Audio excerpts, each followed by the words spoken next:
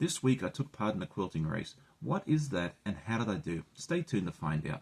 G'day, my name is Sean and this is my weekly update where I share my quilting adventures.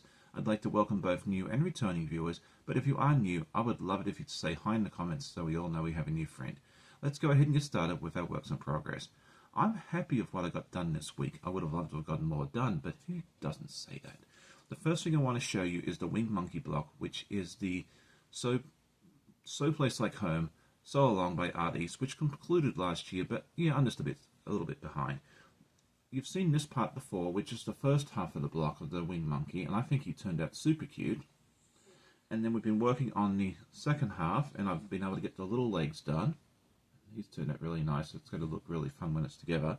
And then more impressively, I think, is the other wing.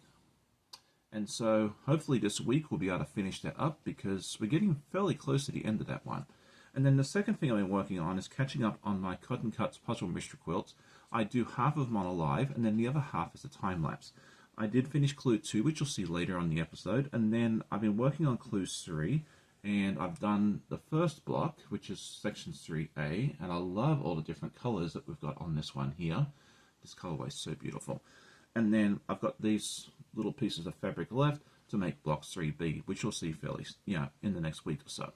And so that's what I have for my works in progress. We'll now move on to our week in review. And if you're new to the channel, this is a series of videos I take during the week, mostly of me sewing, but also of any adventures we get up to, which we aren't doing a whole lot of right now because the boys did head home to Europe quite recently. I hope you enjoy.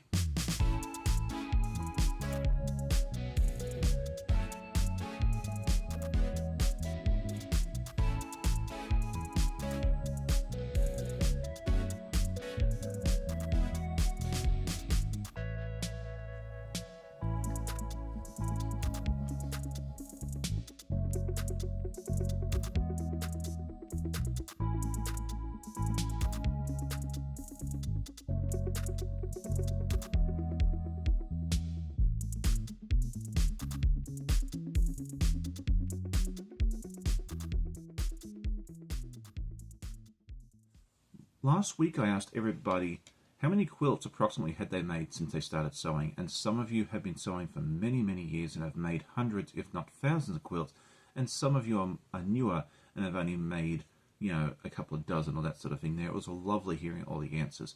This week, this was a question that was posed to me, and I thought it would be wonderful to pass on, and is there a colour that you struggle to incorporate into your quilt?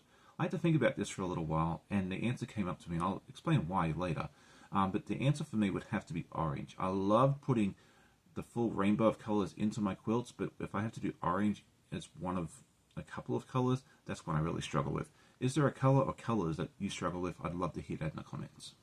And so what are my goals for this week? So the first thing I want to do, as we talked about a little bit, is finish this winged monkey. All I have to do is put assemble the body, the tail, and a couple of the other legs, and we'll put this together. So I think realistically we can get this done this week if all goes well. And then the second thing I would love to get done is put the borders on this wonderful carnival puzzle mystery quilt. Been sitting on the sidelines for a while. It should only take me a couple of hours to do, so I think I just need to go ahead and get that done during the week. Let me know what your goals are for this week.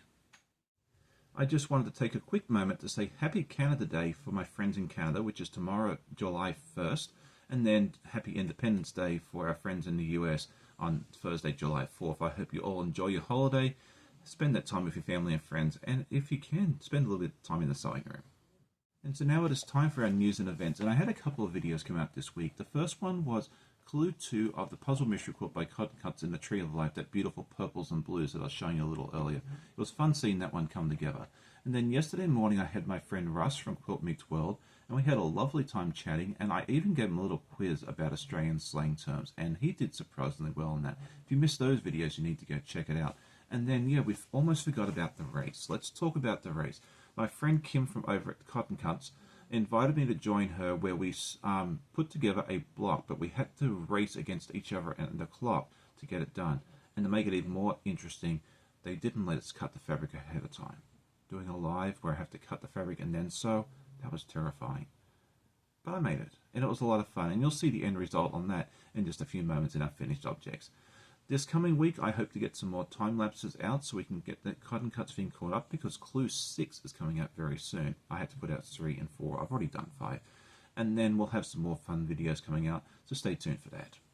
Now it is time to share my finished object, and this is the block that I made during the quilting race that I was just talking about a few moments ago.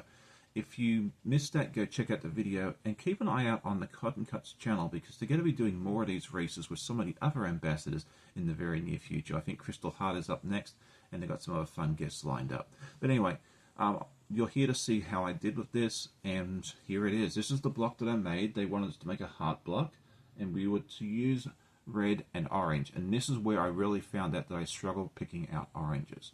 But I think I did a really good job, and I enlisted help from my wife to find out which colours would work best together.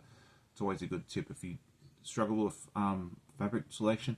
Find a friend or a spouse that knows their colours and ask them for assistance, because sometimes you just need a second set of eyes. But this is how it looks. I used a solid orange and then an Alison glass fabric that you can't really see on camera unless I hold it up really close like this. It still needs to be pressed and everything else because we were racing against the clock, but it was so much fun. I hope you enjoyed today's episode. If you did, definitely hit that like button, tell a friend, and I always love hearing comments from my viewers. Hope you all have a great day. Happy sewing, happy Canada Day, happy Independence Day, and we'll see you again really soon.